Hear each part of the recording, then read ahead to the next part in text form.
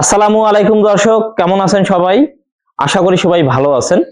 দেশ এবং প্রবাস থেকে আপনারা যারা ভিডিওটি দেখছেন সবাইকে জানাই আন্তরিক শুভেচ্ছা অভিনন্দন।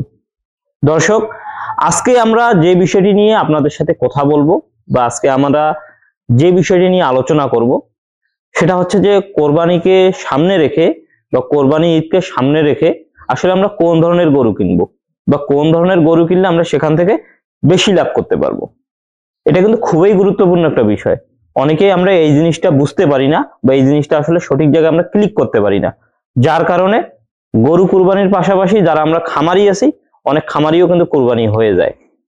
তো আপনারা যদি আজকের ভিডিওটা একটু মনোযোগ সহকারে দেখেন, ইনশাল্লাহ আপনারা একটু হলেও এখান থেকে সমাধান খুঁজে পাবেন।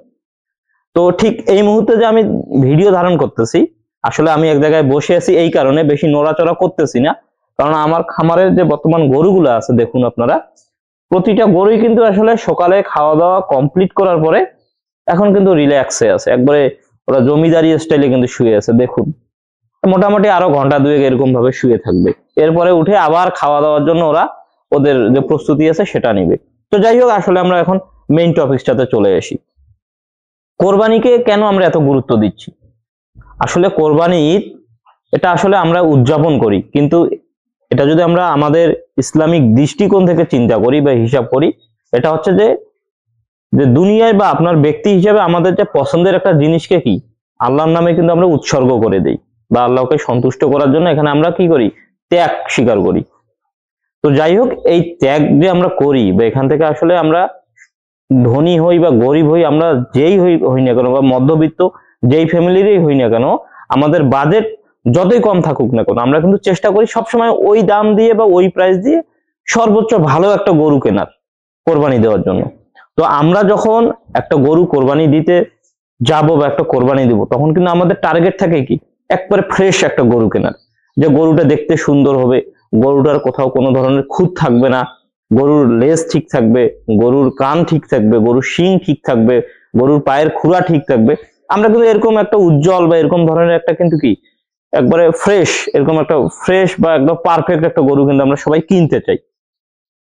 তো এখান থেকে আমরা একটা জিনিস, যারা খামারি আছে আমাদের একটা কমন ভাবে একটা জিনিস চিন্তা করতে হবে, যেহেতু আমরা গরু কোরবানির উদ্দেশ্যে রেডি করব, সুতরাং আমাদের একটা ফ্রেশ গরু কিনতে হবে। এতদিন কিন্তু আমি আপনাদেরকে যে বক্তব্যটা দিয়ে আসছি, এই বক্তব্যটা কিন্তু একটু চেঞ্জ করে বললাম। কেন বললাম? কারণ আমরা যারা সারা বছরই গরু লালন পালন করে থাকি, আমাদের কিন্তু ওই কোরবানির সঙ্গে মিলাইলে হবে না। কারণ সারা বছর আমাদের গরুর আমাদের লেজ থাক বা না থাক, কান থাক আর না থাক, ওটা আমাদের কোনো দেখার বিষয় না। শিং থাক বা না থাক সেটাও কোনো দেখার বিষয় না। কথা হচ্ছে যে ওই গরু জাতের ভিতর পড়লেই ওটা গরু মোটা তাজা করবে, ওটা নিয়ে কোনো সমস্যা নেই। কিন্তু কোরবানির সময় কিন্তু অবশ্যই আমাদেরকে একটা ফ্রেশ গরু কিনতে হবে। ঠিক আছে, আশা করি অত্যন্ত এই জিনিসটা আমি আপনাদেরকে বুঝাইতে পারছি। এখন কোন ধরনের গরু আপনারা নির্বাচন করবেন? তো আমরা যারা কোরবানি দেই, শহর অঞ্চলে যারা কোরবানি দেয় তাদের বিষয়টা কিন্তু আলাদা। কারণ যারা শহরে কোরবানি দেয়, কিছুদিন গত বছর তো বুঝতেই পারছেন, ছাগল কাণ্ড, এক একটা গরু অমুক জাত, ওর নানা অমুক, ওর দাদা অমুক, সোনার চেইন, এরকম ধরনের তো অনেক কিছুই আমরা ভিডিওতে দেখছি। আসলে শহরের কোরবানি গ্রামের কোরবানির ভিতরে একটু পার্থক্য আছে। শহরের মানুষ আসলে কোরবানি দেয় যখন, তখন কিন্তু তারা গরুর জাতপাত কিছুই বুঝে না, কয় মন মাংস হবে, কয় কেজি মাংস হবে কিছুই বুঝে না, একটা দাম দেয় আর একটা গরু নিয়ে কিন্তু কোরবানি দিয়ে দেয়। আর গ্রামে যত সব আসলে প্যাচের যে বিষয়টা, সেটা কিন্তু গ্রামেই লক্ষ্য করা যায় কোরবানির ক্ষেত্রে। আর গরুর বাজেট যতই থাকুক না কেন, ৮০,০০০ টাকা যদি থাকে, গরু ৪-৫ বার ঘুরে ঘুরে দেখবে যে কয় মন মাংস হবে, লস হচ্ছে কিনা, মানে একটু হিসাবি টাইপের আর কি আমরা যারা গ্রামে থাকি। সুতরাং আমরা গ্রামে কিন্তু আসলে মিডিল লেভেলের ফ্যামিলি কিন্তু আমরা বেশি গ্রামে যারা থাকি। আর যারা একটু উচ্চ পর্যায়ে বা যাদের একটু টাকা পয়সা বেশি আছে, তারা কিন্তু এককভাবে কোরবানি দেয়। আর এককভাবে যারা কুরবানি দেব বা যারা মিড লেভেলে যারা আছে তারা কুরবানি দেব, দেখবেন যে ওদের টার্গেট থেকে কত, ৮০ থেকে ৯০ হাজার বা ৭০ থেকে ৯০ হাজার কিংবা ১ লাখ, এরকম একটা প্যাকেজের ভিতরে যদি আপনি গরু রেডি করতে পারেন, আপনাকে ওই আপনাকে আর কোরবানি হইতে হবে না। ইনশাল্লাহ খুব ভালোভাবে আপনি খামার ওই গরু বিক্রি করেও লাভ করতে পারবেন, আর যারা গরুটা কিনবে তারাও তৃপ্তি মতো গরুটাকে কুরবানি দিতে পারবে।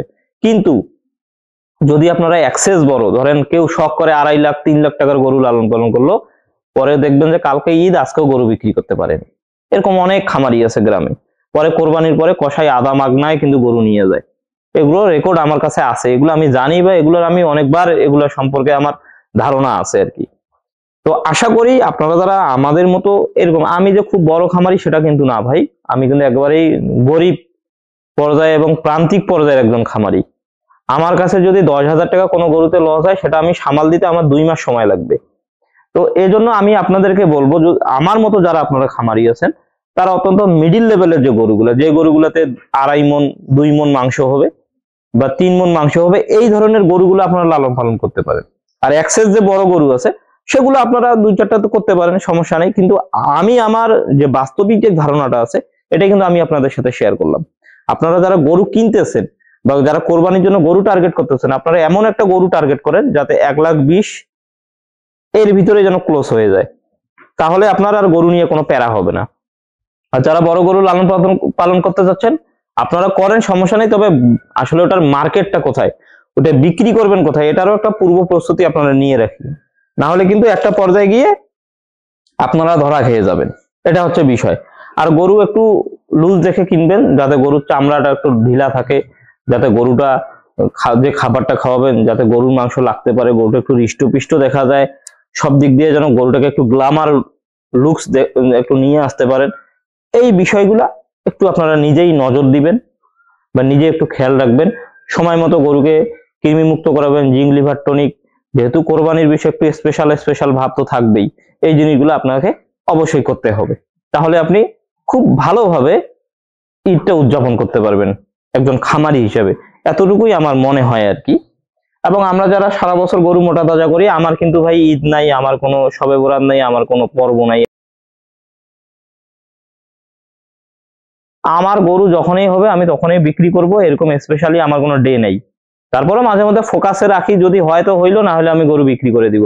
তবে আরেকটা জিনিস আমি আপনাদেরকে বলি, সেটা হচ্ছে যে রমজান মাসে শুরুর দিকেই যদি পারেন গরুগুলো সেল দিয়েন, এবং রমজানের পরের দিকে গরু, রমজানের মিডিলে যেন এমন কোনো গরু রাখিয়েন না যাতে রমজানের মাঝামাঝি হবে, সেই সময় কিন্তু গরুর দাম পাবেন না। এটা আমি আপনাদেরকে আগেই ফ্লাশ করে দিলাম। তো সবাই ভালো থাকবেন, সুস্থ থাকবেন, ধন্যবাদ সবাইকে, আসসালামু আলাইকুম।